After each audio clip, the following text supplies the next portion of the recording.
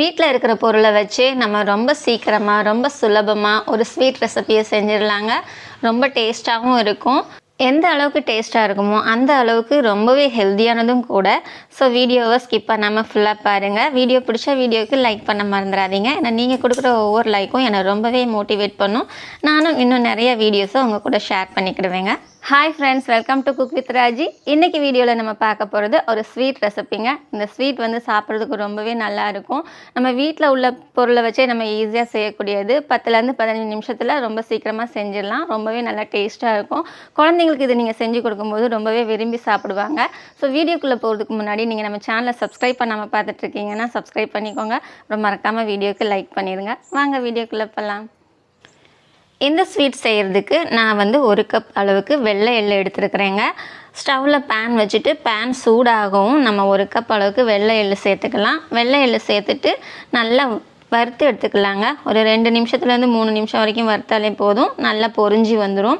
அந்த படப்படன்னு பொரியும் பார்த்தீங்களா, அந்த ஸ்டேஜ் வரவும் இதை எடுத்துருங்க. எடுத்துட்டு ஒரு பிளேட்டில் வந்து மாற்றிக்கோங்க. நல்லா சூடு ஆறட்டும். அதுக்கப்புறமா அதே பேனை வந்து நம்ம ஸ்டவ்வில் வச்சுட்டு இந்த இதில் 1 கப் அளவுக்கு கோதுமை மாவு சேர்த்துக்கலாங்க. இது வந்து 150 கிராம் இருக்கும். அதே அளவுக்கு அரிசி மாவு, கோதுமை மாவு 150 கிராம், அரிசி மாவு 150 கிராம் ரெண்டையும் சேர்த்துட்டு இதையும் நல்லா வறுத்துக்கோங்க. ஒரு 5 நிமிஷம் அளவுக்கு வறுத்து எடுத்துட்டால் போதும். ஸ்டவ்வு வந்து இது ஹை ஃப்ளேம்லேயே இருக்கட்டும். ஏன்னா மாவு, அரிசி மாவு, கோதுமை மாவுங்கும்போது வறுப்படுறதுக்கு கொஞ்சம் நேரம் ஆகும். அதனால் நீங்கள் மீடியம் ஃப்ளேமில் வைக்காமல் ஹை ஃப்ளேம்லேயே வச்சுக்கிட்டு நல்லா செவக்க வறுத்துக்கோங்க. அப்போ தான் அது பச்சை வாசமும் போகணும், அதோட பச்சைத்தன்மையும் போகணும். ஏன்னா நம்ம இது லட்டு அப்படியே பிடிக்கும்போது, ஸ்வீட் பிடிக்கும்போது இது ரொம்ப நேரம் தண்ணியில் கொதிக்க வைக்க போகிறதில்ல.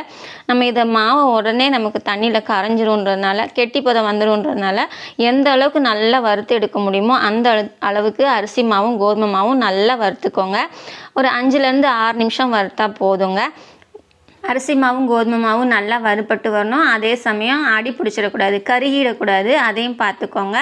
பாருங்கள், இந்த அளவுக்கு வந்தால் போதும். இப்போ நல்லா அரிசி மணமும் கோதுமை மணமும் வர அளவுக்கு நல்லா வறுத்தாச்சு. சூப்பராக மணம் வர ஆரம்பிச்சிருச்சு. இந்த அளவுக்கு வறுத்தா போதுங்க. இப்போ மாவு நல்லா வெந்துருச்சு.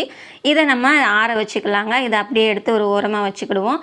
இன்னொரு பாத்திரத்தில் நான் வந்து எந்த கப்பில் மாவு அளந்தேனோ அதே கப்பில் 3 கப் அளவுக்கு தண்ணி சேர்த்துக்கிறேங்க. ஏன்னா 1 கப் கோதுமை மாவு, 1 கப் அரிசி மாவு எடுத்துருக்கோம். 2 கப்பு மாவு எடுத்துருக்குறோம். 2 கப்பு மாவுக்கு நான் 3 கப் தண்ணி சேர்த்துக்கிறேன். போதும், இதுக்கு மேலே தண்ணி சேர்க்க வேண்டாம். 2 கப் மாவுக்கு 3 கப் தண்ணி சேர்த்துட்டு 300 கிராம் அளவுக்கு வெல்லம் சேர்த்துக்கிறேங்க. வெல்லம் வந்து நான் கொஞ்சம் இனிப்பு மீடியமாக போட்டிருக்கிறேன். உங்களுக்கு இனிப்பு அதிகமாக வேணும்னா நீங்கள் 400 கிராம் கூட சேர்த்துக்கலாம். ரொம்பவே நல்லா இருக்கும். உங்களுக்கு எந்த அளவுக்கு இனிப்பு பிடிக்குமோ அந்த அளவுக்கு பார்த்து சேர்த்துக்கோங்க. இது 300 கிராம் வந்து கரெக்டான மெஷர்மெண்ட்டு தான். இந்த வெல்லம் எல்லாம் தண்ணியில் நல்லா கரைஞ்சா போதுங்க. இது வந்து பாகு பதம்லாம் வரணும், அந்த பிசுபிசுப்பு தன்மை வரணும்னெல்லாம் இல்லை. வெல்லம் வந்து முழுமையாக தண்ணியில் கரையணும். நல்லா வெல்லம் கரைஞ்சதுக்கப்புறமா நம்ம இதை இன்னொரு பேனில் வடிகட்டி எடுத்துக்கலாங்க. நம்ம ஏன் வடிகட்டுறோன்னா, இந்த வெல்லத்தில் மண், தூசி எல்லாம் இருந்துச்சுன்னா வடிகட்டும் போது அதிலே தங்கிரும். அப்படி இல்லைன்னா நம்ம ஸ்வீட் செஞ்சு அதை சாப்பிடும்போது நெருன்னு இருக்கும். இதுன்னு அந்த மாதிரி இருக்காது, நீட்டாக இருக்கும். இப்போது நம்ம அந்த வெல்லம் ஊற்றின தண்ணி வந்து நல்லா கொதித்து வந்ததுக்கப்புறம் 1 ஸ்பூன் அளவுக்கு சுக்கு பொடி சேர்த்துக்கிறேங்க. சுக்கு பொடி கண்டிப்பாக சேர்த்துக்கோங்க. இது ரொம்பவே நல்லா இருக்கும். குழந்தைங்களுக்கு வந்து ஜீரண சக்தியும் கொடுக்கும். அதனால் நான் வந்து 1 ஸ்பூன் அளவுக்கு சுக்கு பொடி சேர்த்துருக்கிறேன். கூடவே ஏலக்காய் சேர்த்து அரைக்கணுனால அரைச்சிக்கலாம். பாருங்கள், இப்போ இது சுக்கு பொடி சேர்த்துட்டு நல்லா கலந்து வந்துச்சு. தண்ணி கொதிச்சதுக்கப்புறமா நம்ம ஏற்கனவே வறுத்து வச்சுருந்தோம்ல அந்த மாவை இதில் தட்டிக்கலாங்க. இந்த தட்டிட்டு உடனே கலந்து விட்டுக்கலாம். கலந்து விடவும் நமக்கு அது ரொம்ப நேரம் வேகிறதுக்கு டைம் எடுக்காது. ஏற்கனவே மாவு வெந்த மாவு. ஸோ இது நம்ம கொதிக்கிற தண்ணியில் ஊற்றும் போது அது சீக்கிரமாகவே கட்டிப்பதம் வந்துடும். பாருங்கள், எவ்வளோ சீக்கிரமாக கட்டிப்பதம் வருது. இதை அப்படியே நீங்கள் வந்து கை விடாமல் கலந்து விட்டுக்கிட்டே இருங்க. எல்லா பக்கமும் ஒன்று போல் ஈவனாக கலந்து வர மாதிரி நல்லா கலந்து விட்டுக்கோங்க. இது ரொம்பலாம் டைம் எடுக்காதுங்க. ஜஸ்ட் 2 நிமிஷத்தில் ஃபுல்லாக நல்லா கட்டிப்பதம் வந்துடும். பாருங்கள், எவ்வளோ சீக்கிரமாக கட்டி ஆகிடுச்சு. அங்கங்கே கட்டியாக இல்லாமல் எல்லா பக்கமும் நல்லா கரையிற மாதிரி ஒன்று போல் நல்லா இந்த மாதிரி அழுத்தி கலந்து விடுங்க. ஏன்னா இது சீக்கிரமாகவே ட்ரை ஆகிடும். உங்களுக்கு வந்து கலந்து விடுறதுக்கு கொஞ்சம் கஷ்டமாக இருக்கிற மாதிரி தெரியும். பட் அப்படி இருந்தாலுமே நல்லா ப்ரெஸ் பண்ணி மிக்ஸ் பண்ணும்போது நல்லா ஈவனாக மிக்ஸ் ஆகிடுங்க. பாருங்கள் எவ்வளோ சூப்பராக நல்லா கலந்து வந்துருச்சு. இந்த அளவுக்கு வந்தால் போதுங்க. இப்போ இதில் நம்ம கொஞ்சமாக நெய் சேர்த்துக்கலாம். ரொம்ப வேண்டாம், கொஞ்சமாக 1 ஸ்பூன் அளவுக்கு சேர்த்தா போதும். உங்களுக்கு நெய் விருப்பம்னா அதிகமாக கூட நீங்கள் ஒரு 2, 3 ஸ்பூன் கூட எக்ஸ்ட்ராவாக சேர்த்துக்கலாம். நான் இன்றைக்கி 1 ஸ்பூன் அளவுக்கு தான் சேர்த்துருக்குறேன். போதும், இதுவே போதுமானது தான். ஸோ இப்போ இதையும் நல்லா மிக்ஸ் பண்ணிக்கலாங்க. அந்த நெய் வந்து எல்லா பக்கமும் படுற மாதிரி கலந்து வர மாதிரி நல்லா மிக்ஸ் பண்ணிக்கோங்க. நீங்கள் இதை மிக்ஸ் பண்ணும்போது ஸ்டவ்வு லோ ஃப்ளேமில் இருக்கணும். ஹை ஃப்ளேமில் இருந்துச்சுன்னா அடி பிடிச்சிரும். அதனால் நீங்கள் மாவு சேர்க்கும் போதே லோ ஃப்ளேமில் வச்சுருங்க. பாருங்கள், இப்போ நெய் சேர்த்துட்டு ஒரு நிமிஷம் வரைக்கும் கலந்து விட்டால் போதும். இப்போ நல்லா கலந்து வந்துருச்சு. இப்போ ஸ்டவ்வை ஆஃப் பண்ணிக்கலாங்க. ஸ்டவ்வை ஆஃப் பண்ணிவிட்டு இது ஜஸ்ட் லைட்டாக நம்ம அப்படியே கொஞ்சம் நேரம் ஆறுற வரைக்கும் அப்படியே வச்சிடலாம். ஏன்னா சூடாக இருந்துச்சுன்னா நம்மளால் உருண்டை பிடிக்க முடியாது. அடுத்து இதில் இன்னும் வேறு ஒரு மாவு சேர்க்க வேண்டியது இருக்குது. அதையும் சேர்க்க முடியாது. நம்ம கையில் வந்து பிசைகிற மாதிரி இருக்கும். அதனால் இது நீங்கள் ஸ்டவ்வை ஆஃப் பண்ணிவிட்டு ஒரு 2 நிமிஷத்துலேருந்து 3 நிமிஷம் வரைக்கும் கை பொறுக்கிற சூடு வர்ற வரைக்கும் நீங்கள் இதை அப்படியே ஆற விட்டுருங்க. பாருங்கள், இப்போ நான் நல்லா மிக்ஸ் பண்ணிவிட்டேன். இது வந்து நம்ம இப்போ தொடும்போது சூடாக இருக்குல்ல, அது கை பொறுக்கிற சூடு வர வரைக்கும் ஆற வச்சிடலாம். அது ஆறுறதுக்குள்ளே நம்ம இன்னொன்று ரெடி பண்ணிக்கலாங்க. நம்ம ஏற்கனவே வறுத்து வச்சோம்ல எள்ளு, அதை வந்து நம்ம ஒரு மிக்ஸி ஜாரில் போட்டுக்கலாம்.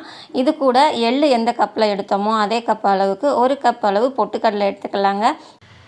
இது கூடவே 1 கப் அளவுக்கு சர்க்கரை சேர்த்துக்கலாங்க. நான் வந்து இன்றைக்கி வெள்ளை சர்க்கரை தான் சேர்த்துருக்குறேன். நீங்கள் வெள்ளை சர்க்கரை சேர்க்கணுனாலும் சேர்த்துக்கலாம், இல்லை நாட்டு சர்க்கரை சேர்க்கணுன்னாலும் சேர்த்துக்கலாம். இப்போ இது கூடவே 2 ஏலக்காய் சேர்த்துக்கிறேங்க. உங்களுக்கு வேணால் இன்னும் 2 ஏலக்காய் கூட நீங்கள் சேர்த்துக்கலாம். பாருங்கள், இப்போ எல்லாத்தையும் சேர்த்து நல்லா அரைச்சிட்டு வந்துடலாங்க. அரைக்கும்போது ரொம்ப நைஸாக அரைக்காமல் கொஞ்சமாக ஓரளவுக்கு கொரப்பாக அரைக்கணும். பாருங்கள் எந்த அளவுக்குன்னா அந்த மாதிரி பார்க்குறதுக்கு ரவையாக இருக்கணும். அந்த மாதிரி அரைச்சிக்கோங்க. ரொம்ப நைஸாக அரைக்கக்கூடாது. இப்போ நம்ம அரைச்சதெல்லாம் நம்ம ஏற்கனவே கலந்து வச்சோம்ல மாவு, அதில் தட்டிக்கலாங்க. இப்போ மாவு ஓரளவுக்கு ஆறிடுச்சு. இப்போ இதோட சேர்த்துட்டு நம்ம நல்லா சப்பாத்தி மாவு மாதிரி பிசைஞ்சிக்கலாங்க.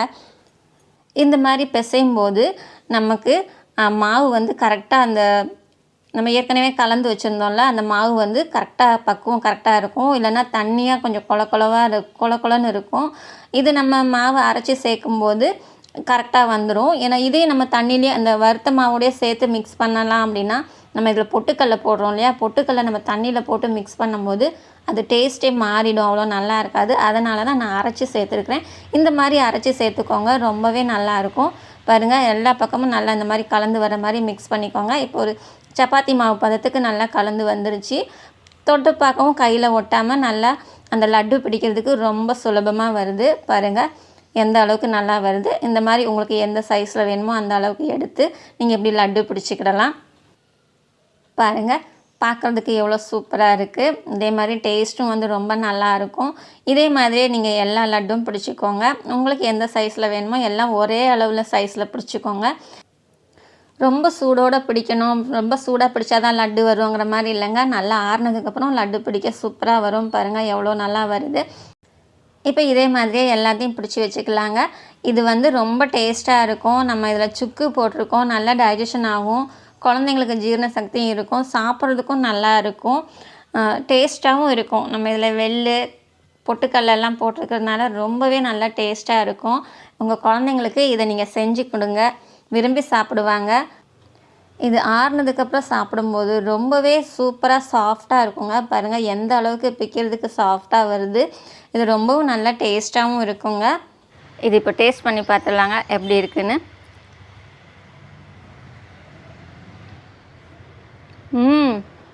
ரொம்பவே சூப்பராக இருக்குங்க. நம்ம இதில் கடலப்பருப்பு, வறுத்த எள்ளு இதெல்லாம் போட்டிருக்கோம்ல, அந்த ஸ்மெல்லும் மணமும் ஃப்ளேவரும் சூப்பராக இருக்குது. டேஸ்ட்டும் அருமையாக இருக்குது. நீங்களும் உங்கள் வீட்டு குழந்தைங்களுக்கு இந்த மாதிரி செஞ்சு கொடுங்க, ரொம்பவே விரும்பி சாப்பிடுவாங்க. ரொம்பவே டேஸ்ட்டாக இருக்குது. ஸோ வீடியோ பிடிச்சிருந்தா வீடியோக்கு லைக் பண்ணிடுங்க. நம்ம சேனலை சப்ஸ்கிரைப் பண்ணாமல் இருக்கீங்கன்னா சப்ஸ்கிரைப் பண்ணிவிடுங்க. சமையல் எதுவானாலும் ரசித்து சமைங்க, ருசித்து சாப்பிடுங்க. மறுபடியும் அடுத்த வீடியோவில் இன்னொரு சூப்பரான ரெசிபியோடு பார்க்குறேங்க. பாய்.